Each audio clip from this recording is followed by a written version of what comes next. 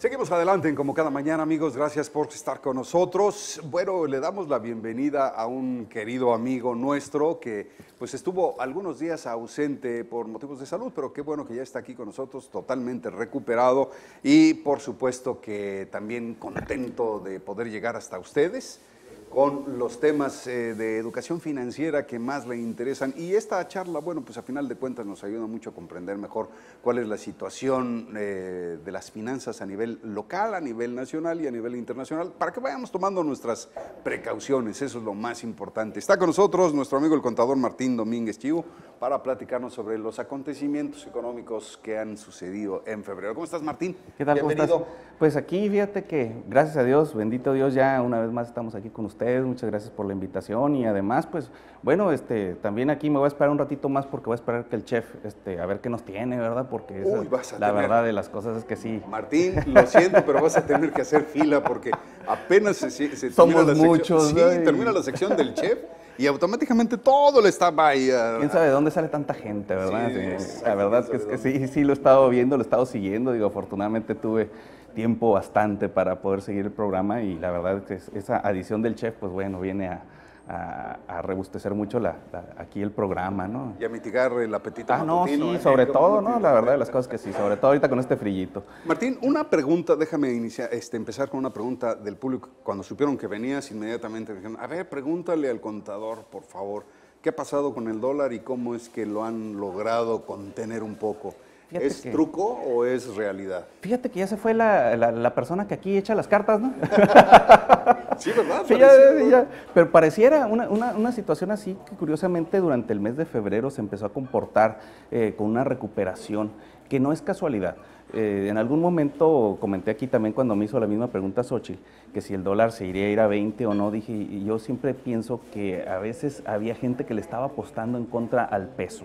Ya no de que estuvieran sucediendo cosas económicas importantes que hicieran que el peso se devaluara, sino que al contrario, que había gente que estaba apostando y el peso estaba en ese momento subvaluado.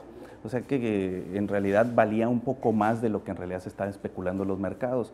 Afortunadamente ya lo hemos visto que el peso se ha estado recuperando, sobre todo durante el mes de febrero. Los primeros días también aquí de marzo ha estado sucediendo, pues a veces gana, a veces pierde, pero ha habido recuperación, ya está en niveles de 17, cosa que estábamos viendo llegar a niveles de 20 a principios de año. Y entonces es una situación buena, es una situación que favorece sobre todo, pero que es una calma, siento yo, antes de la tormenta, porque leí en la mañana que hay algunas especulaciones muy importantes porque a partir de agosto del 2016 hasta agosto del 2020, ahora sí que todos los mercados emergentes que están en el mundo les toca pagar todas las deudas que refinanciaron con la crisis del 2008. O sea, ya les toca pagar ese compromiso que viene muy fuerte. Estás hablando de Petrobras, estás hablando del Banco de Turquía, estás hablando de Pemex, estás hablando de muchas compañías a nivel mundial que ahora sí que van a tener que vender todo lo que prometieron con la bursatilización de deuda. Entonces sí se van a encontrar con un panorama de que si no, en realidad no tienen fluidez de efectivo, sí van a batallar bastante para poder pagar esa deuda que se comprometieron ya desde hace 8 años a pagarla. En nuestro caso, Martín, ¿tenemos suficientes reservas para poder pagarla o no? Pero lo que pasa es de que la que lo tiene que pagar es Pemex. Pemex en realidad pidió un financiamiento. Siento yo que esta situación de reestructuración de Pemex tiende precisamente a que sea solvente y pueda pagar las deudas, que los compromisos que ya ven venir. Por eso toda esta reestructuración y ese cambio, y también por eso le surgía mucho la reforma energética, para que con menos hacer más y poder pagar esos compromisos que se vienen acercando. Siento yo que eso es parte también de centralizar muchas cosas que hacían obeso a Pemex, que no lo dejaban laborar bien, porque muchas veces nos preguntamos, bueno, ¿y por qué no hacemos gasolina nosotros? Si nos pudiera, porque muchas veces las estructuras, no nada más el hacer una refinería, es hacer una refinería, producir gasolina y venderla, muchas veces te sale más caro hacerlo. Entonces te salía más barato a otros que estaban rematando su gasolina comprársela. Y era lo que México estaba haciendo. Ok, te doy petróleo para que me hagas gasolina y me la vendes al mismo precio y salgo tablas. Ah, ok, perfecto. Y eso estuvieron haciendo durante mucho tiempo. Que si hubieran hecho las refinerías, meter personal, luego después entran los sindicatos, luego después entra toda la estructura de gobierno y entonces te hacen obeso a algo que en realidad pudieras nada más, te sale más barato ya comprarlo hecho. Y fue lo que México estuvo haciendo, por eso te sale más barato ese esquema. Pero la verdad es que Pemex sí es una compañía muy grande. Durante mucho tiempo llegó a ser la compañía más grande de México, y la verdad de las cosas es que había que darle una verdadera forma que sea más ágil, ¿no? Se ven venir ya nuevas compañías gasolineras en México. Ya está anunciada que Gulf en este año empieza a abrir gasolineras para el lado de Tamaulipas.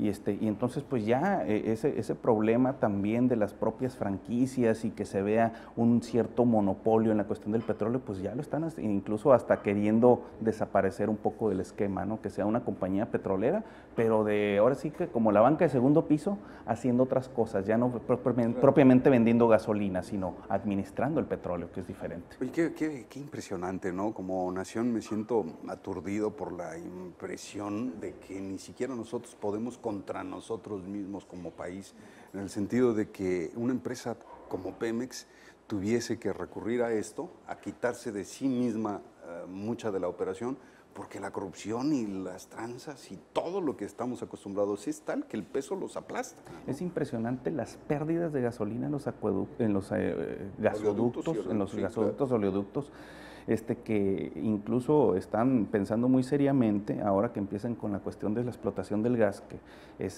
esa es la mina de oro, el gas, más que el petróleo. Y entonces, pues, tu primer consumidor sería Estados Unidos y lo pasarían a través de ductos, pero tienen miedo a hacerlo precisamente por las mermas impresionantes que hay, por los robos de gasolina que hay de los ductos y la comercialización clandestina de gasolina que hay antes de que llegue incluso a los tanques de Pemex. Incluso en algunas regiones ha llegado a haber desabasto, lo hubo en Jalisco hace algunos meses también, el año pasado, precisamente por el robo de gasolina. Entonces es impresionante que unos le echan la culpa a que es producto de situaciones de narcotráfico, etcétera, por lo que tú quieras, pero llega a haber desabasto de gasolina y entonces sí empieza a haber caos. Tú ves la movilidad de toda una ciudad, de toda una región, y eso pues no es conveniente, ¿no? Entonces ellos precisamente tienen ese miedo de cómo transportar ahora sí el gas, la gasolina, los mismos productos, porque de repente, estando estacionado el barco con barriles de petróleo, se pierde petróleo, ¿no? O sea, es increíble el grado de desconfianza que hay entre los propios empleados. Y lo malo es que esto no se puede concebir, ya sea la razón que gustes y mandes, narcotráfico, crimen organizado de otro nivel. No se puede concebir nada de eso sin corrupción. Así es. O sea, como quiera que sea, no hay forma Por de ahí hacerlo. hay una voluntad de alguien que dice sí, claro, y se hace, ¿verdad? O no sabemos cómo estén las condiciones también, si te enseñan fotografías de toda tu familia y todo lo demás, pues por supuesto te hacen manita de coche y dices, bueno, pues que se haga. Entonces definitivamente el grado de corrupción es bastante elevado y pues esperemos que ese grado de corrupción se disminuya para que nos deje avanzar. Lo habíamos comentado en muchos momentos, que qué es lo que nos falta, pues es que la corrupción no nos deja avanzar, el grado de desconfianza entre nosotros mismos, incluso también la falta de capacidad de los propios políticos, ¿verdad?, para poder tener una visión más clara de los problemas, no la tienen. Desgraciadamente están cegados, muchas veces salen candidatos y entre todos no se arma uno solo, ¿verdad? Pero no hay de otra, ¿verdad? Ahorita hay una esperanza en los independientes, hay una esperanza en nuevos partidos, hay esperanza en todos lados y bueno, mientras la esperanza no muera, pues ahí estamos, ¿no? Sí, mientras la esperanza esté viva, todos tendremos una razón para existir, ¿no? Así es. Oye, Martín, y bueno, ya que regresando un poco al tema de lo que nos atañe aquí en la frontera, finalmente podemos esperar con estos cancelaciones de contratos o cierres de periodos de gracia para pagar deudas, que el dólar tuviera otro movimiento para mediados de año? Pudiéramos pensar que sí. La verdad de las cosas es que otra de las esperanzas que tiene México precisamente es entrar al TPP, poderlo negociar y esperar a que la reactivación económica por ese lado de esos mercados pudiera tener un beneficio en poder apuntalar al peso. Sin embargo, pues es estar esperanzado, no es estar poniendo ahora sí que en marcha un buen plan para poderlo hacer. Creo que algunas medidas que ha estado tomando el Banco de México para tratar de apuntalar y meter reservas para que el peso no se vaya más para abajo, bueno, han estado dando un cierto tipo de resultados, pero no va a ser toda la vida el remedio. Y eso es lo que precisamente ahorita están investigando, están estudiando también cómo le van a hacer para que esta situación, porque ya al principio decían, bueno, es que no ha habido inflación, sin embargo, ya durante los meses de enero y los meses de febrero la inflación se disparó y bastante, tremendo, cosa que no habíamos visto el año pasado en ese mismo periodo. Entonces, sí es importante ahorita, ya cuando la inflación ya empieza a afectar y ya empieza a llegar al bolsillo de las amas de casa, que siempre los tanteómetros, los principales tanteómetros de una ama de casa es el precio del tomate, el precio de la leche, el precio del huevo, o sea, los productos básicos. Pero el precio del tomate creo que sí ha sido el factor parámetro de las conversaciones de las señoras, ¿no? Oye, el kilo de tomate, ¿no? Entonces, el kilo de tomate, si se dispara, entonces quiere decir que todo está mal. Como decían antes nuestros padres, no, sube la gasolina y sube todo. Bueno, pues más o menos el factor de que sube el tomate es un factor importante de que algo anda mal. Y las amas de casa, ese es el tomatómetro. Cuando de repente se empiezan a disparar los precios, dicen algo anda mal. Y cuando empieza ese tomatómetro a dispararse y ese parámetro de las amas de casa, aguas, porque entonces sí hay problemas importantes en la economía familiar. Ay, pues ahora sí que la verdad es que la preocupación nos puede embargar a todos, pero ¿qué hacer entonces? ¿Qué recomiendas tú que pueda hacer una ama de casa, un padre de familia promedio que pues obviamente no tiene mucho excedente en su ingreso como para pensar en ir haciendo un colchoncito? ¿Cómo le podemos hacer para prepararnos? Siempre es muy complicado definitivamente en la manera en que hemos crecido, en la manera en que nos hemos educado. El ahorrar, siempre ha sido muy complicado, ¿no? Siempre hemos buscado muchos pretextos para no ahorrar, pensamos que esa es una cuestión de déjaselo a los ricos, nosotros todo el dinero que tenemos que juntar no lo tenemos que gastar y no es así, ¿no? Si en algún momento determinado las familias se van organizando de una manera mejor, que déjame decirte, las familias mexicanas son extraordinariamente organizadas, ¿sí? Porque con un sueldito tan mínimo les alcanza para muchísimas cosas. Entonces ahí yo ya no puedo llegar y sugerirles algo porque van a decir, sí, véngase a vivir con nuestro sueldo, a ver si anda recomendando muchas cosas de esas, porque la verdad de las cosas es esa.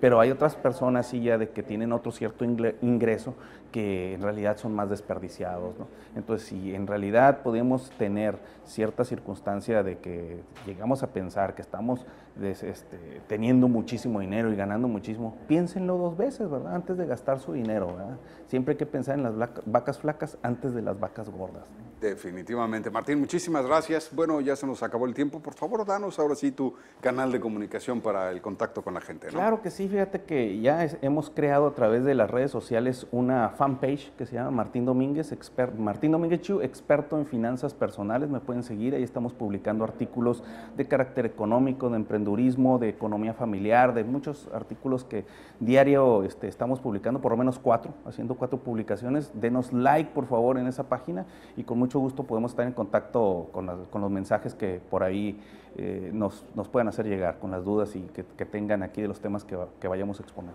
Martín, muchísimas gracias. Martín Domínguez Chiu con nosotros aquí en Como Cada Mañana. Te esperamos entonces la próxima semana. Primero Dios, claro. Qué bueno, que sí. Ya estás mejor. Gracias. Vamos a hacer una pequeña pausa y regresamos con más contenido. No se muevan.